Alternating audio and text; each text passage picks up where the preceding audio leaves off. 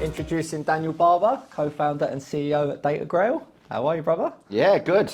Good. It's been a good show, good weather, good turnout. Yeah, excited for it. You think you're my first Aussie on the show, my man. Well, you only need one, right? Yeah, that's it. I think you brought the weather with you, by the sounds of it. Too good. Yeah, so the conference has been great. I know you just mentioned in off-air a CISO lunch that you did. Yeah, no, it's been good.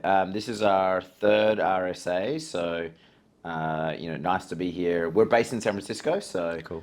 Not too far either to walk down the street. So yeah, it's been a good event. Nice and local then. Exactly. Well, look, Daniel, with all my guests, I like to take it right back to where it began and sort of how you got into the industry.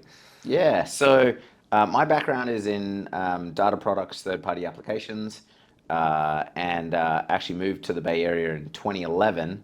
But as you've already pointed out, I grew up in Australia, lived in Europe for a couple of years, did my MBA in Japan, so worked for a Japanese company, and then eventually moved to the Bay Area. And kind of got into tech at a very pivotal time. I'd say businesses were investing significantly in SaaS in sort of the that 2010, 11, 12, 13 period. And worked for some great companies. Worked for a business called Responsus, which was an email marketing platform, working with some of the largest global brands on the planet. We were acquired by Oracle for 1.6 billion. Nice. Got to shadow an iconic founder named TK with a company called Toutapp. They were doing email for salespeople. So now that's commonly known as sales outreach or SalesLoft. Those are the two dominant players in that market. But my two co-founders and I started to sort of see two trends happening in the market. One, just SaaS changing everything, right? So just companies investing in more and more software, hundreds of different applications, product-led growth, trials, people paying with credit card. And so, from a privacy standpoint, that's particularly challenging.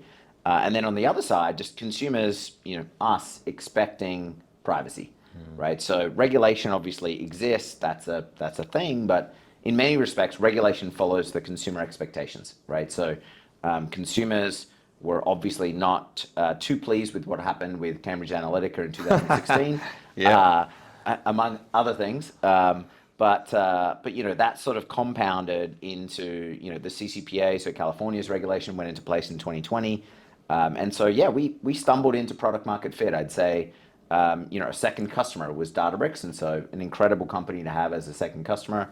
Our third customer was MuleSoft, and so had some really great companies to work with in the early days of the business.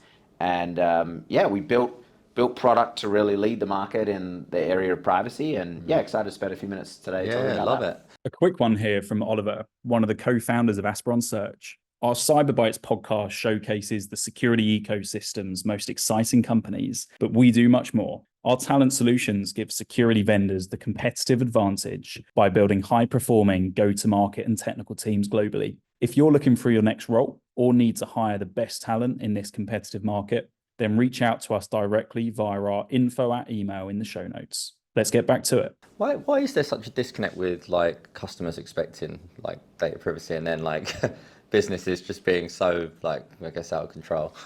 Yeah, I think everyone has best intentions, right? I think there's no one out there that's sort of trying to do malicious things with personal information, or in most cases. But the reality is, if you just look at a couple of data points, so one from Okta, for example, so every year they put out their modern work report, which looks at the most commonly used applications by organizations. And at this point, if you've been using something like Okta and you've had it in place for 4 years, you probably have about 200 different systems. Those could be internal databases, those could be chatbots or anything in between at the company. So 200 systems that contain personal information. But if you look at data from Netscope, Netscope looks at the network of activity across a business. They show that there's about 1,500 distinct systems at a business. And so massive delta, right? So you've got 1,300 systems that the business is either not aware of or maybe aware of, but certainly doesn't know what kind of information is collected. So the idea of providing privacy rights and providing control of information is incredibly challenging for the CISO, because this ShadowIT problem was a problem in 2010. It's certainly a problem in 2024. And now with AI, you have AI processing on those applications as well. So the problem just gets compounded. So it hasn't got any easier. And then you've got regulatory requirements that are different by state. So in the US, over 10 states that have put forth regulation to meet their consumers' expectations in those respective states.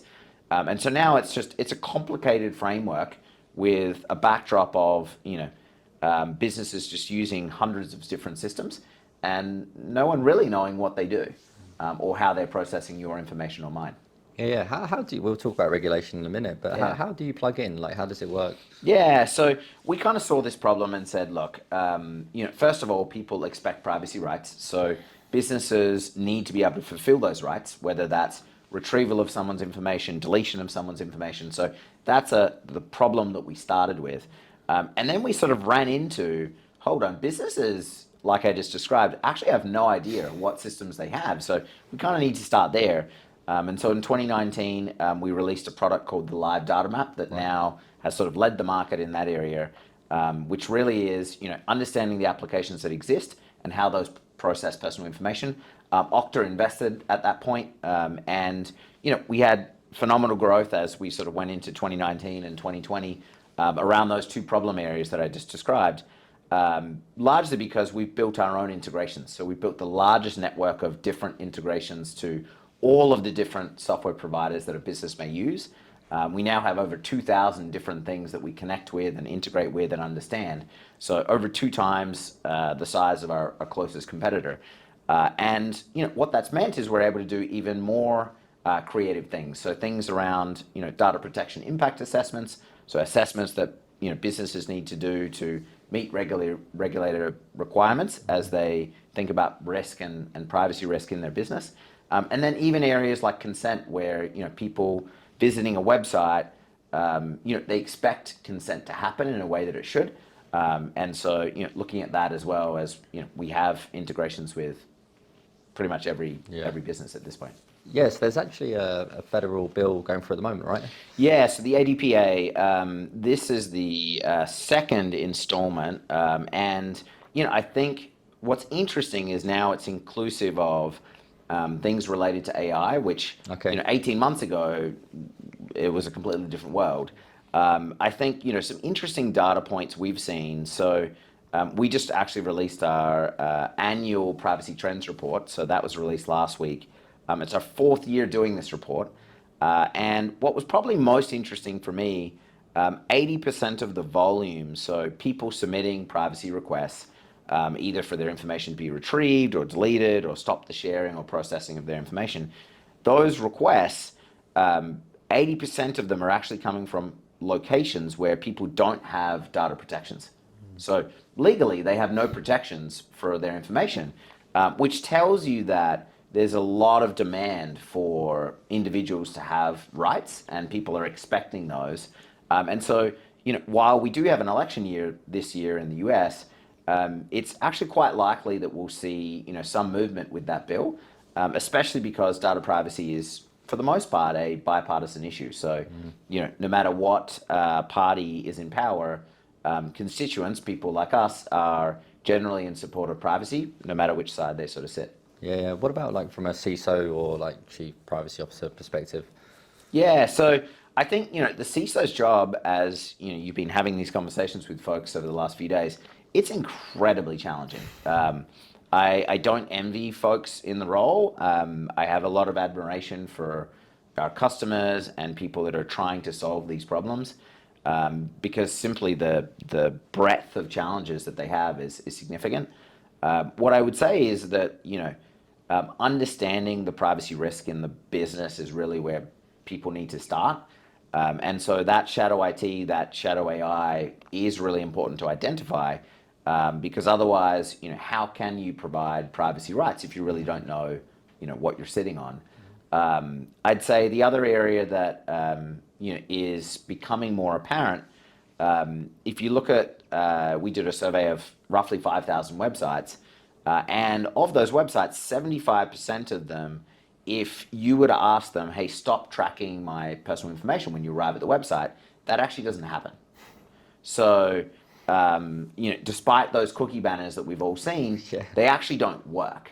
Wow. And so, this is pretty unfortunate because people are obviously expressing and spending the time to check or uncheck what their preferences are. But the problem is, the technologies in use are changing. And so marketers will continue to test new applications. And so if those are not in the workflow or not integrated to the solution, the preference requests made by individuals like you and I simply just don't work. Yeah. Do you remember that WhatsApp changed their privacy policy? What did you see when that happened? Didn't everyone just shift away from the platform? So, I think that's a good example of, people will demand privacy, and it becomes a business issue, right? Where if they don't feel confident that a brand is leading with privacy and has privacy in mind, they'll lose trust with their consumer, their user. And I think that's a really good example. There are others as well. So if you look at 23andMe, for example, which is a service, for genetic testing, great business. I actually was a customer. Yeah. But they were worth $6 billion 18 months ago. They're now a penny stock, right? Because they've faced some security challenges, some privacy challenges, and that's unfortunately not that uncommon. But it goes back to the job of the CISO, the Chief Privacy Officer, is really hard. But really understanding the technology in use is the starting point. Yeah, because I think when you're in your social media and stuff, you'll be flicking through and then you'll see adverts for things that you've maybe spoke to a friend about, and you're how did that happen? Yeah. Well, that's third-party software, right? So, the modern business is not running on a centralized IT stack, right? If we were having this conversation 20 years ago, we would be saying, great, so IT and engineering own every tool in the business, right? They are the software providers for the organization. But at this point, right, marketers, customer service teams, they are encouraged to use software to improve their day-to-day operation, improve productivity, drive revenue, these types of activities. And that means they are going to trial software. So the decentralization of IT has led to significant productivity gains for everyone in business, but it makes the job of the CISO particularly challenging. Yeah. And we can't expect business to slow down in that trend. It's only going to accelerate. Therefore, we have to adapt to it, which is why we exist. Yeah, what about some of the other, I'll put it in the show notes actually, the report, if that's okay. Yeah, please do. What were some of the other takeaways from it? Yeah, so one that stands out, we've been tracking the volume of privacy requests since we first started running the report. So now 4 years ago, over the last 2 years, that volume has increased 246%. So people are getting comfortable with requesting, hey, I'm an individual. I would like to know, what information you have about me, or I would like to delete that information. I would also say that what's interesting and probably not surprising, but the most common thing people request is to delete the information. Mm-hmm. That's where really you've got to a point where your user, your consumer, doesn't trust your brand, and they've asked, hey, I want to delete my information from your company. Mm-hmm. But the second one is do not sell and share. And so, you would think maybe people would want to know what information is collected. Actually, it's do not sell or share. And in the US, that exists in a number of states now. California was the first to put it forward. Mm. But the concept goes beyond, what you would traditionally think of selling information, right? You might have an association of, oh, they've sold my phone number or my email. You may be associating data brokers, but it goes much further than that.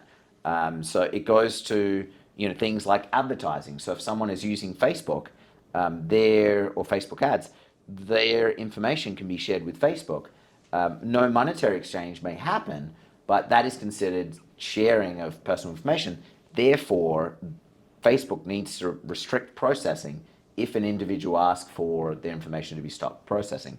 So that's one example. Another one would be loyalty programs. So, lots of companies, particularly supermarkets and retail chains, offer loyalty programs. Information might not be shared with other vendors with a monetary exchange, but that sharing, even though no money is exchanged, is considered protected. And so businesses really struggle with that area. We've seen that now twice in California. So Sephora had a case last year where they were sharing location information about individuals, going to Sephora stores. And then more recently, DoorDash, same kind of thing, where location information was being shared. Again, no malintent, but this is going beyond sort of the expectation of the consumer, and unfortunately, covered under this protection. Yeah. What's the DataGrail Summit? Because I was reading up on Yeah, that. What is that? yeah. So last year we had about 120 folks join us. We see this problem as one of the most difficult and challenging problems for the next decade, and so we brought together a bunch of sponsors, a bunch of CISOs, chief privacy officers, and it was a one-day event. We'll do the same thing this year, so keep a lookout for that. It's likely in around September. Okay. So we'll do it again, and really like an invite-only kind of intimate session where folks can share ideas, kind of similar to RSA, but on a much smaller scale, specific to privacy, and really tailored to brands that are looking to build trust with their consumer, and ultimately reduce risk in the business, similar to what we sort of talked about. Yeah. Talking about the next 10 years, what's the future, Daniel? Yeah, so I mentioned those 1,500 different systems, right? I don't think that number goes down. More importantly, I'd say, how many of them use AI today? I would expect in 12 months, all of them do, right? So what does that mean for the modern CISO, the modern chief privacy officer? Understanding that processing is going to be critical, and I think folks will get left behind if they're simply not doing that. I think that like people's rights will go beyond what they have today. People will expect their information to be delivered in near real time, right? If you think about, you contact a business and they say, cool, we'll get back to you in 30 days. Why 30 days? You have my information. Why does it take you 30 days to deliver it? So I think that, the consumer expectation will change. If you look at the 18 to 25-year-old bracket, over 40% of those individuals have submitted a privacy request. So if we look at those individuals as where the future is going, which we should, half of that age bracket submitting a privacy request would tell you that they expect privacy built in. And WhatsApp is a classic example of where businesses need to get to, otherwise they'll get left behind. Yeah. Daniel, I wish you all the best of success for the future, my man. Thanks, mate. Yeah, appreciate the time and the invite. I forgot that you spoke Japanese as well. But that was brilliant. Yeah. Thank you for coming on the show, man. Yeah. Thank you for listening. I hope you enjoyed this very special RSA Conference 2024 edition. If you did, then please like, subscribe, and of course share with your colleagues and friends. If you're a candidate looking for your next role or a hiring manager looking to build out your technical or go-to-market team, then please reach out to me directly on LinkedIn or via our email info@asperonsearch.com.